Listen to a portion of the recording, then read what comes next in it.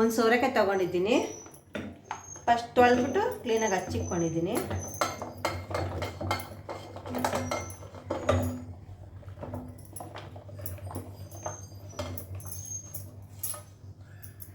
ಅದಕ್ಕೆ ಬೇಕಾಗಿರೋವು 4 ಟೊಮೊಟೊ, ಒಂದು 4-5 ಮೆಣಸಿನ್ಕಾಯಿ, ಒಣಮೆಣಸಿನ್ಕಾಯಿ, ಒಂದು ಈರುಳ್ಳಿ, ಒಂದು ಬೆಳ್ಳುಳ್ಳಿ, ಫುಲ್ ಒಂದು ಉಂಡೆ ಬೆಳ್ಳುಳ್ಳಿ ಹಾಕ್ಬಿಟ್ಟು ಮಿಕ್ಸಿಗೆ ಹಾಕ್ಕೊಂಬಿಡ್ತೀನಿ. ಇದು ಕುಕ್ಕರ್ಗೆ ಹಾಕ್ಕೊತೀನಿ.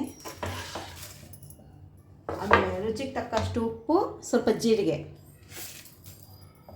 ಹಾಕ್ಬಿಟ್ಟು ಒಂದು ಲೋಟ ನೀರು ಹಾಕಿ ಕುಕ್ಕರನ್ನು ಕ್ಲೋಸ್ ಮಾಡಿಬಿಡ್ತೀನಿ.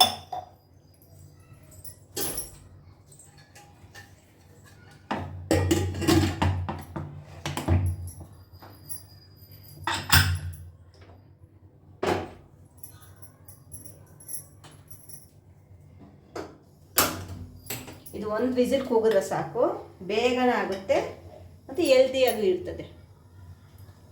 ಈಗ 2 ವಿಸಿಲ್ ಆಗಿದೆ.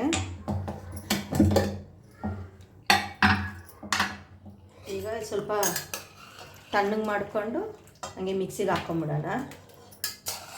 ತಣ್ಣಗಾದ್ಮೇಲೆ ಹಾಕ್ಕೊಳ್ರಿ. ಮತ್ತು ಸ್ವಲ್ಪ ನೀರಲ್ಲಿ ಇದು ಮಾಡಿಕೊಂಡು ತಣ್ಣಗಾದ್ಮೇಲೆ ಅದ್ರ ಜೊತೆಗೆ ಕಾಯಿ ಸೊಪ್ಪ ಹಾಕ್ಕೊಳ್ತಾ ಇದ್ದೀನಿ.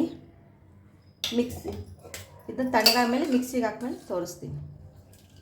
ರುಬ್ಕೊಂಡು ನೋಡಿ ಇವಾಗ ತೋರಿಸ್ತಾ ಇದ್ದೀನಿ.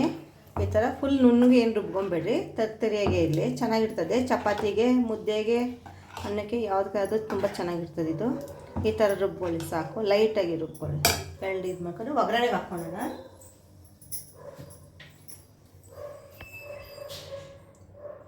ಎರಡು ಸ್ಪೂನ್ ಎಣ್ಣೆ ಹಾಕ್ಕೊಂಡು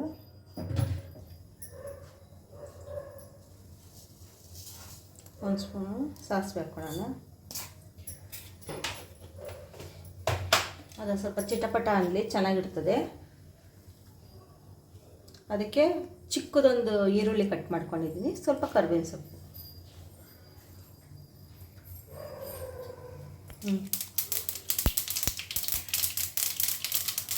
ಈರುಳ್ಳಿ ಹಾಕೋಣ ಸಣ್ಣದೊಂದು, ಸ್ವಲ್ಪ ಕರಿಬೇವಿನ ಸೊಪ್ಪು.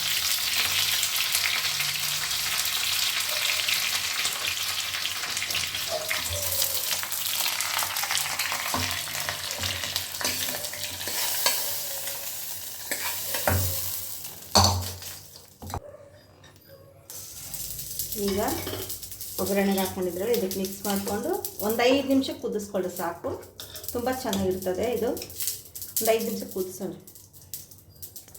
ಈಗ ರೆಡಿ ಇದೆ.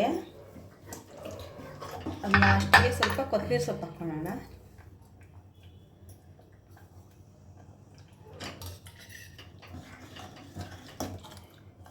ಅದಕ್ಕೆ ರಾಗಿ ದೋಸೆ ಮಾಡ್ಕೊಂಡಿದ್ದೀನಿ.